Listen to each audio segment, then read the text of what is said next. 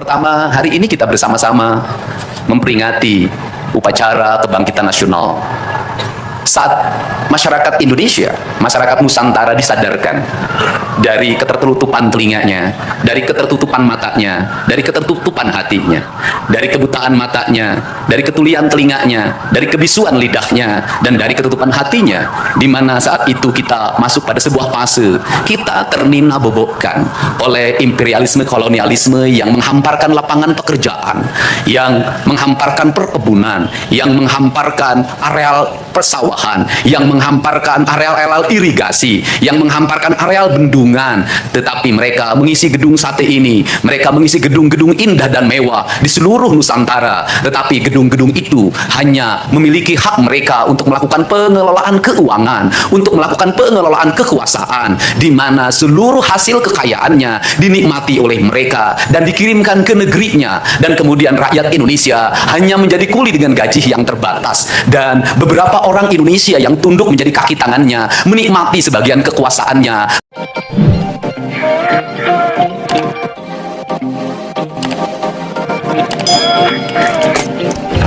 Bahkan menikmati uang-uang yang seharusnya dibayarkan kepada para pekerja Indonesia yang lapar, yang hitam kelam terbakar, yang disebutnya sebagai rodi. Mereka mengambil hak-hak mereka dan dinikmati oleh mereka yang hari itu berkongsi dengan kolonialisme. Maka kesadaran itu tumbuh. Lahirlah gerakan Budi Utomo, lahirlah gerakan Sumpah Pemuda, dan seluruh gerakan itu dimulai dengan sebuah kesadaran dan hilangnya rasa takut pada dirinya bahwa kita adalah pemilik hak dari negeri ini. Hari ini kita disadarkan pada sebuah peristiwa di mana kita sering buta mata kita sering tuli telinga kita, dan kita sering gagu lidah kita. Ketika anak-anak kita berteriak di jalanan, mengusung sangkur, membawa celurit, saling berkejaran, darah menetes di setiap sudut kota, motor-motor dibakar, orang menjerit penuh rasa ketakutan, kita hanya bisa diam. Ketika di sudut-sudut kota, anak-anak kita menenggak ciu. Ketika sudut-sudut kota, anak-anak kita makan eksimer. Ketika di sudut-sudut kota, anak-anak kita makan minuman oplosan. Mereka jatuh tersungkur, matanya merah penuh dengan rasa emosi, pulang ngamuk ke orang tuanya. Kita hanya bisa diam. Ketika anak-anak kita menghabiskan waktu main game online sampai jam 4 pagi, tidak masuk sekolah, di rumah ngamuk, mengancam orang tuanya dengan pisau, menusuk kakeknya dengan sangkur, kita hanya bisa diam. Proses kita hanya dua, pidana dan penjarakan dalam penjara anak. Tetapi kita tidak pernah menyadari bahwa seluruh lorong-lorong kegelisahan mereka, seluruh hiruk-pikuk jalanan tak membuat mereka nyaman. Sudut-sudut rumah menjadi neraka bagi kehidupan mereka. Lapang-lapang bola tergusur menjadi industri perumahan pemukiman dan pertokoan. Mereka kehilangan tempat bermain. Mereka kehilangan air yang jernih di sungai sehingga bisa mereka berenang. Mereka kehilangan gunung-gunung yang indah tempat mereka bercengkrama dengan alam. Mereka kehilangan sawah yang terhampar. Yang mereka lihat adalah kebisingan dan kebisingan. Bising di jalanan karena knalpotnya brong. Bising di rumah karena orang tuanya bertengkar. Maka mereka lari dalam lorong gelap. Digenggamnya handphone, diambilnya obat-obat terlarang, ditengahnya minuman dalam sebuah kelompok yang sama. Kita orang-orang yang terpinggirkan di rumah, kita orang-orang yang terpinggirkan di sekolah, guru-guru telunjuknya menunjuk pada wajahnya, tapi tak bisa memberikan solusi kegelisahan jiwanya. Semua orang hanya memberikan pengamatan, analisis, kajian. Itulah metodologi yang dikembangkan bangsa ini. Tetapi tidak ada yang berani mengambil solusi, mengangkat mereka di sudut jalanan, dimasukkan ke barak, dididik secara militer, diarahkan menjadi anak-anak yang berguna. Kedisiplinan militer adalah harga mati bagi kemajuan bangsa, bukan musuh. Pandangan-pandangan buruk terhadap militer adalah pandangan-pandangan orang yang takut anak-anak Indonesia bangkit, yang takut anak-anak Indonesia mencapai kemajuan. Mereka takut bangsa ini menjadi bangsa kokoh dan tegap. Mereka ingin bangsa Indonesia menjadi bangsa pemabuk yang setiap hari mabuk akan ilmu pengetahuan, yang setiap hari bertengkar di TV, yang setiap hari bertengkar di medsos, sementara hamparan kekayaan alam diambil sama mereka. Janganlah kita menjadi antek dari bangsa lain, memporak-porandakan diri sendiri dan bangsanya dengan alasan pengetahuan, dengan alasan hak asasi manusia. Anak membawa motor di bawah umur adalah pelanggaran hak anak. Kapan kita bertindak? Dan selama ini kita membiarkannya. Anak-anak nonton film tanpa didampingi oleh orang tua, itu adalah pelanggaran anak, dan kita tidak pernah bertindak. Anak-anak di bawah umur merokok, minum minuman keras, itu adalah pelanggaran hak anak. Semuanya kita berdiam. Anak-anak main game online, nonton tayangan-tayangan dewasa lewat media sosial, kita berdiam. Negeri ini akan hancur manakala semua orang berdiam. Maka orang yang memegang kekuasaan harus menggunakan tangannya untuk merubah seluruh kemunkaran ini menjadi sebuah kebajikan. Kalau kita berkomitmen pada bangsa ini, problem anak-anak kita adalah mengkonsumsi tayangan yang bukan haknya di media sosial. Maka saya meminta peraturan pemerintah yang mengatur tentang itu segera dilaksanakan. Anak-anak di bawah umur tidak boleh mengakses media sosial yang bukan haknya.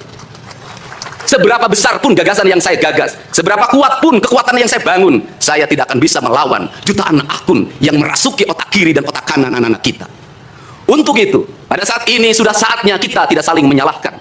Untuk itu, saat ini tidak ada salahnya kita mengambil tindakan berdasarkan perilaku kita masing-masing. Perilaku ekonomi menyebabkan anak-anak kita kehilangan ibunya karena pergi ke luar negeri. Perilaku ekonomi mengakibatkan anak-anak kita tidak pernah bertemu dengan ibu dan bapaknya karena mereka mencari rezeki. Mereka ada di pojok-pojok rumah bersama kakeknya. Kakeknya melarangnya dia main game online, melarangnya pakai motor jam 11 siang. Maka pisau dapur terhunus dan ditusuk seseorang kakek oleh cucu yang disayanginya. Kerangka pijak seperti ini harus dibangkitkan oleh kita. Semangat militer, bukan militerisasi. Kalau anak-anak dibangunkan jam 4 subuh, di mana letak salahnya dan di mana letak pelanggarannya? Kalau anak-anak dibangunkan, kemudian disuruh membereskan tempat tidur, apa salahnya dan apa pelanggaran hak anaknya? Kalau anak-anak disuruh sholat subuh, apa pelanggaran haknya? Kalau anak-anak mengikuti kuliah subuh, apa pelanggaran anaknya? Kalau anak-anak disuruh ngantri kemudian makan pagi, sarapan pagi dengan telur, dengan nasi, dengan pisang dan minum susu, di mana letak salahnya? Kalau anak-anak kemudian disuruh belajar dan saat belajar duduknya bersikap, memandang ke arah gurunya, memandang mata gurunya agar terjadi transformasi energi antara guru dengan muridnya yang hari ini dihilangkan dengan digitalisasi, menghilangkan ruh spiritual konsepsi pendidikan kita, diganti dengan konsep pendidikan digital yang tidak lagi melahirkan hubungan emosional guru dan murid. Akhirnya murid-murid tidak menghormati guru-gurunya karena guru lupa mengekspresikan nilai-nilai spiritual dalam dirinya pada murid dalam ruangan yang hening, diganti dengan papan belajar digital. Di mana letak salahnya? Kalau anak-anak itu diajarkan makan siangnya tertib, berantri, berdoa sebelum makan, di mana letak salahnya? Kalau anak-anaknya sore hari diajarkan bola voli, sepak bola, latihan baris berbaris, di mana letak salahnya? Kalau sore hari anak-anak disuruh masuk ke masjid, mengikuti pengajian, di mana letak salahnya? Kalau setelah itu mereka makan malam dan makan malam ditandai dengan berdoa, di mana letak salahnya? Kalau mereka jam 9 disuruh masuk barak, disuruh masuk ruang tidur dan disuruh tidur, di mana letak salahnya? Justru hak-hak anak terdapat di barak pendidikan TNI. Dan hak itu tidak mereka dapatkan di rumah-rumah. Di rumah-rumah anak-anak tidak bisa tidur malam. Mereka rata-rata tidurnya jam 4, jam 1 malam, jam 2 malam. Di rumah mereka tidak mendapat makanan yang bergizi karena serba fast food. Di rumah mereka tidak mendapatkan kasih sayang. Di jalanan mereka balapan. Mereka tidak mendapatkan ruang hidup tanpa gadget dalam setiap hari. Saya katakan, justru lingkungan kita hari ini, rumah, halaman rumah, kadang sekolah, kadang jalanan, bukan lagi tempat yang ramah untuk anak-anak Indonesia. Untuk itu apa kebijakan yang harus kita lakukan? Kebijakan yang harus kita lakukan adalah mindset pembangunan dirubah. Ekonomi bukan segalanya. Itu penting. Tetapi ekonomi tidak boleh membunuh ruang-ruang publik di mana orang mendapat ruang bercengkrama. Desain rumah harus dikembalikan pada desain yang membuat jendela, membuat ruang untuk ibu dan bapaknya berkumpul. Halaman rumah harus tersedia di setiap kampung, jangan dihabiskan untuk bangunan. Karena anak-anak ingin bermain di halaman. Lapangan bola di setiap desa harus ada. Karena apa? Karena mereka terus berinteraksi olahraga. Sungai-sungai harus dijernihkan. Karena anak-anak orang miskin tidak bisa berenang di kolam renang yang berbayar. Mereka harus berenang di sungai-sungai yang jernih. Gunung-gunung harus dihijaukan. Karena anak kita perlu hiking dan traveling dalam setiap waktu. Anak-anak kita perlu berinteraksi dengan semesta. Lampu-lampu kadang sebulan sekali harus dimatikan. Agar anak kita bisa menatap langit, melihat bulan dan bintang. Bahwa dia adalah bagian dari cakrawala yang indah. Negeri ini sudah sesak dengan uang di kepalanya. Yang akhirnya apa? Pendidikan hanya menjadi ucapan dan tingkatan S1, S2, dan S3. Tapi pendidikan lupa ada nilai esensial yang harus dihidupkan dalam relung hati manusia. Pendidikan Indonesia adalah mewujudkan manusia Indonesia seutuhnya. Mewujudkan manusia Indonesia seutuhnya. Dalam falsafah Sunda disebutnya Pancawaluya. Cager, bager, bener, pinter, singer. Itulah falsafah pendidikan asasi. Maka falsafah pendidikan asasi dalam kaidah Sunda disebutnya kalimatnya begini. Kaung ngabur sarulukna sama kengiten pandana, Ciamis tinggal pahitna Ciherang tinggal kiruhna, resi leungiteun ajina pandita ilang komara, kaduruku hawa nafsuna, bangkong di kongkorong kujang, kacai mawa cameti. Saya hanya falsafah ini. Apa itu bangkong di kongkorong kujang? Kujang adalah senjata. Bagi orang Sunda adalah sebuah kehormatan diri. Kujang. Tetapi kujang tidak bisa dikongkorongkan pada bangkong. Kalau bangkong dikongkorongkan oleh kujang, bangkong itu anak-anak di bawah umur. Kalau dia dikongkorongkan oleh kujang, kujang itu tak bermakna dan bangkong itu mati, tak mampu membawa kujang. Kacai mawa cameti, apa itu artinya? Orang pergi ke air untuk mensucikan diri, maka dia harus membebaskan diri dari berbagai apapun kepentingan. Dia ingin pasrah, dia ingin sumera, hirup ukur sasamperan, awak ukur sasampayan. Sariring-ring dumadi sarengkak saparipola, la haula wala quwata illa billah. Maka dia tidak boleh membawa hawa nafsu. Ketika kita ingin memasuki abad ritual dan spiritualitas, maka tidak boleh ada kebencian, tidak boleh membawa senjata apapun, tidak boleh, maka kita berserah. Apa yang terjadi hari ini? orang-orang yang setiap hari bicara tentang kesucian, lidahnya menyakiti orang lain, menusuk orang lain, membawa api peperangan pada saat orang menuju kesucian, bahkan bisa jadi menghinakan orang lain, itu dianggap bagian dari kesucian. Tidak ada anak nakal, tapi orang Sunda itu menyebutnya budak bangor. Budak bangor itu beda dengan nakal. Kenapa? Itu masa mereka menginjaki masa remaja menuju masa dewasa. Maka di Hari Kebangkitan Nasional ini, pemerintah Provinsi Jawa Barat, sekolah yang hari ini berjalan, ada pendidikan karakter, ada bela negara, saya akan meresmikan menjadi Sekolah Kebangsaan Jawa Barat Istimewa. Sekolah Kebangsaan Jawa Barat Istimewa nanti akan dipusatkan di Dodik, Lembang. Dan kalau ada lembaga pendidikan lainnya, kami juga akan menjadi kerjasama. Mereka yang bersekolah di situ bukan anak-anak yang tawuran, bukan anak-anak yang minum, bukan anak-anak korban dari ML, tetapi juga nanti anak-anak yang memiliki kemampuan akademik yang tinggi, anak-anak yang memiliki kemampuan pikiran yang tinggi. Dan seizin pimpinan DPRD Provinsi Jawa Barat, tahun ini kami akan memberikan beasiswa pada mahasiswa-mahasiswa yang kuliah di jurusan engineering, tetapi mereka harus mengikuti sekolah kebangsaan selama 1 bulan, agar uang yang diberikan oleh Provinsi Jawa Barat melahirkan nasionalisme-nasionalisme baru yang bisa membawa bangsa ini ke arah kemajuan. Dan saya mengucapkan terima kasih pada kalian semua yang membuat diri saya hari ini setiap hari berpikir. Ingat, doa yang terpancar ada 2. Saya tidak menyebut doa. Rintihan hati, bisikan hati ada 2. Ada yang berharap ini berhasil, dan ada yang berharap ini gagal. Siapa yang berharap ini berhasil? Mereka adalah kaum-kaum nasionalis yang mencintai bangsa ini. Siapa yang berharap ini gagal? Para nyinyir dan para pembenci yang menjadikan politik sebagai tujuan hidupnya tanpa pernah bisa membedakan mana kepentingan politik dan mana kepentingan kebangsaan. Walaupun kebijakannya baik karena beda dengan politiknya, dia mengatakan buruk. Dan walaupun kebijakannya buruk karena sama dengan politiknya, dia katakan baik. Ini orang yang tidak punya spirit nasionalisme. Dia hidup mempertuhan politik dalam setiap waktu. Saya katakan, dia hidup mempertuhan politik dalam setiap waktu. Meskipun lidahnya berkata bertuhan pada Allah, tetapi hatinya dalam setiap hari hasud dan menjadikan politik sebagai tujuan hidup. Dan barangkali bisa dilihat dari seluruh rakyat Jawa Barat, karena ini tertransformasi lewat media televisi dan media digital. Yang menjadi petugas upacara hari ini bukan pasukan paskibraka yang biasa kita pakai, tapi mereka adalah peserta didik sekolah kebangsaan Dodik, Lembang, Rindam 3, Siliwangi. Waktunya tidak lama, hanya 18 hari, tapi bisa dibentuk. Pertanyaannya adalah, di sekolah mereka bisa dibentuk seperti ini? Kalau di sekolah tidak dibentuk hari ini, maka pertanyaannya adalah, berarti sistem pendidikan nasional harus dievaluasi. Dan kalau misalnya yang di Jakarta mau menyalahkan, kan disahkannya di Jakarta. Kan anggaran yang triliunan disahkan di Jakarta. Kenapa anggaran yang triliunan ini tidak terevaluasi dalam setiap tahun? Saya katakan, sistem pendidikan yang di dalamnya angka-angka yang hanya orientasinya materi dan kepuasan dalam outcome dalam sistem pengelolaan keuangan tidak akan melahirkan apapun kecuali tumpukan kertas, software, dan hardware. Tetapi pendidikan yang lahir dari jiwa dan lahir dari cinta tanpa biaya yang besar, dia akan melahirkan anak-anak penuh dengan semangat kebangsaan dan punya spirit Pancawaluya. Itulah pentingnya hati, itulah pentingnya rasa. Untuk itu hari ini ada antrian ribuan orang yang ngantri ingin memasuki pendidikan di pendidikan sekolah kebangsaan.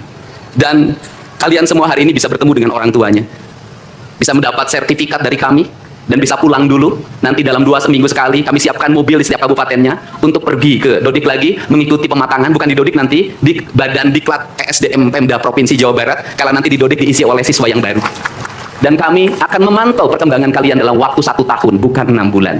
Dan saya sudah meminta kepada Dinas Kesbangpol, Dinas Pemuda Olahraga, di upacara peringatan 17 Agustus 1945 Pemda Provinsi Jawa Barat, seluruh pesertanya berasal dari siswa didik sekolah kebangsaan di Dodik, Lembang. Kalian semua jadi petugas upacara Agustusan nanti. Jadi tidak usah repot lagi, ternyata bisa. Dan hari ini bisa kalian bahagia. Saya ngasih modul bonus untuk petugas upacara dari Dodik ini 25 juta untuk dibawa pulang ke rumahnya masing-masing. Dapat uang saku, makannya enak, tidurnya nyenyak, berubah mental, bajunya bagus, pulang dapat bonus, gratis lagi. Dan tentunya buat petugas yang lain juga kita siapkan 25 juta. Nanti ditanya lagi, itu duit dari mana? Ladang konten. Saya selalu ditanya, Pak Didi duitnya dari mana konten? Habis itu dimasalin lagi, gubernur konten. Lebih baik dari jadi gubernur konten, punya duit diberikan pada rakyat daripada gubernur molor. Benar nggak? Ya kan, daripada gubernur tidur, gubernur protokoler, gubernur ingin dihargai, gubernur menghabiskan anggaran jalan-jalan ke luar negeri, tuh hayang ting. Kang Deddy masuk gorong-gorong. Ya, sebentar lagi akan saya naik ke pesawat. Jadi Indonesia ini perlu mental yang kuat kalau ingin melakukan perbaikan. Kenapa? Harus kuat menghadapi kaum nyinyir. Dan biarkan yang nyinyir suruh sakit hati selamanya. Karena Jawa Barat akan terus mengalami peningkatan pembangunannya. Ini baru 3 bulan. 100 hari itu tanggal 30 Mei. 100 hari kepemimpinan saya. Belum 100 hari, sudah banyak orang yang kepanasan. Apalagi 5 tahun. Dan saya ucapkan terima kasih. Ini upacara yang spesial. Kita dihadiri oleh pasukan khusus. Tepuk tangan semuanya. Ada Kopassus, ada Kostrad, ada Marinir, ada istilahnya apa sekarang Kopasgat, kemudian ada infanteri, ada cavalry, kemudian ada pasukan angkatan laut, kemudian juga ada Brimob. Tepuk tangan semuanya, keren. Dan kalian semua, para peserta, ini yang keren-keren ini anak-anak kita ini. Anak-anak kita yang keren-keren ini, kamu tengok ke kanan, tengok kiri sambil minta sama Allah, besok kamu yang berseragam seperti mereka. Tepuk tangan kalian semuanya, semangat! Semangat! Semangat! Oke, yang terakhir ini buat biro umum. Ini harus dirubah, Pak. Pertama, ini tiang bendera menghalangi gedung sate. Benderanya nanti harus digeser ke sebelah sana. Dan nanti kalau upacara tidak menghadap ke sana, tapi dari sini menghadap ke sana, agar panorama itunya tetap terlihat. Dan kalau di sana maka kebisingan kendaraan tidak akan terlalu mendominasi. Ini feng shui cara menata bangunan. Jadi saya dari tadi mandang gedung sate nggak bisa karena terpotong oleh tiang bendera. Dan nanti bagian protokoler itu masang podium nggak lurus ke tiangnya, agak mencong-mencong dikit. Maklum Pemda masih belum pakai rasa, masih pakai DPA. Yang penting di DPA-nya juga tidak melanggar. Nah, ini saya ini orang estetik, dan di Pemda ini tidak pernah ada rapat untuk merumuskan ini. Cukup WA, Pak Sekda, Kesbangpol, Dinas Pendidikan, besok kita lakukan ini, anak-anak bajunya ini, dan saya terima kasih buat PLT Dinas Pendidikan yang stresnya banyak, suaranya sampai hilang, saking takut. Luar biasa. Berdiri dong Kepala Dinas Pendidikan PLT. Di depan kamu pindah. Suaranya hilang. Pernah saya marahin malam-malam, kamu belum tahu cara kerja saya. Karena sekarang sudah tahu ternyata Sang Kuryang tuh hidup di sini. Pak, silakan duduk depan, Pak. Di depan, Pak, duduk. Saya ucapkan terima kasih juga kepada Pak Sekda yang selalu ingin menjalankan tugas saya dengan baik. Kalau belum luntur-luntur dikit wajar, karena dia memang penakut sama istrinya jadi kurang lentur. Kalau saya kan sudah sangat lentur hidupnya. Saya ucapkan terima kasih juga pada Kesbangpol, ini yang supporting sangat baik. Ini mantan, pindah Pak ke depan, Pak. Ini jajaran protokoler, dan saya ucapkan terima kasih pada Pangdam 3 Siliwangi yang support full. Terima kasih. Kemudian Pangkostrat yang di Purwakarta juga melaksanakan, dan berbagai divisi. Kemudian Komandan Dodik Rindam. Terima kasih. Saya ucapkan terima kasih badannya, terima kasih. Saya ngasih bonus buat pelatihnya 50 juta. Saya ini urusan rasa, Bu. Orang tuanya itu jangan hanya bertepuk tangan. Mohon maaf. Ada terpanggil dalam jiwanya. Anak-anak saya kok bisa hebat begini ya? Dari rumah itu bawa bakakan. Mohon maaf, ini cermin manusia-manusia Sunda yang punya welas asih, yang punya timbal balik. Anak saya dididik, bukan saya minta bakak, bukan. Bukan saya minta opak tumpeng, bukan. Penuh dengan welas asih, dengan cinta. Mudah-mudahan bakak yang dibuat menjadi jalan bagi si Ujang menjadi orang hebat. Kenapa? Orang tua dulu melahirkan anak-anak hebat. Karena cinta rasa, bukan gratifikasi. Dia kenaikan kelas tidak bawa uang, dia bawa tumpeng buat gurunya, dia bawa bakak buat gurunya, karena gurunya telah mendidik anak-anaknya dengan baik. Itu cinta, itu rasa, bukan gratifikasi. Kami berbuat baik pada orang tuanya, tapi orang tuanya juga harus punya rasa dan punya cinta demi anak-anaknya. Saya pengalaman ibu saya dulu selalu berpuasa. Ketika saya punya hajat, punya lagi ujian, lagi kenaikan kelas, menghadapi kesulitan, ibu saya dan bapak saya pasti berpuasa buat saya. Saya minta ibu dan bapak, coba rajinlah berpuasa bagi anak-anaknya. Bisa jadi, mohon maaf, bisa jadi anak-anaknya seperti ini, rasa orang tuanya yang harus diperbaiki. Bukan kesalahan anaknya, tetapi rasa dan cinta orang tuanya juga harus dibenahi. Hidup itu alam, Pak, interaksi. Buktinya sama tentara nurut, sama ibu nggak nurut, sama bapak nggak nurut. Nah ini, makanya untuk itu, dari sekarang, mari bangun cinta negeri ini, karena negeri ini adalah negeri Siliwangi, negeri Silih Asa, negeri Silih Asi, negeri Silih Asu, negeri Sigili Pikanya. Bagi mereka yang tidak ngerti Siliwangi, tidak tahu makna Siliwangi, tidak pernah berkontemplasi dengan Siliwangi, jangan coba-coba Anda berbuat tidak baik terhadap tanah Siliwangi. Saya sampaikan itu, kaluhur tesirungan kehandap teakaran. Ini saya ucapkan terima kasih seluruh pasukan. Saya ucapkan terima kasih buat Panglima TNI, Kepala Staf Angkatan Darat, Angkatan Laut, dan Angkatan Udara, Pangdam 3 Silo, dan seluruh jajaran. Semua terima kasih. Hari ini adalah hari bangkitnya kita. Hari ini adalah hari kemajuannya kita. Dan kita mulai seluruh perubahan ini dari tanah kita, tanah Sunda, tanah Siliwangi. Wallahu muwaffiq ila aqwamit thoriq. Assalamualaikum warahmatullahi wabarakatuh. Sampurasun. Terima kasih sudah menonton. Jangan lupa like, subscribe, dan tekan tombol lonceng. Bye-bye.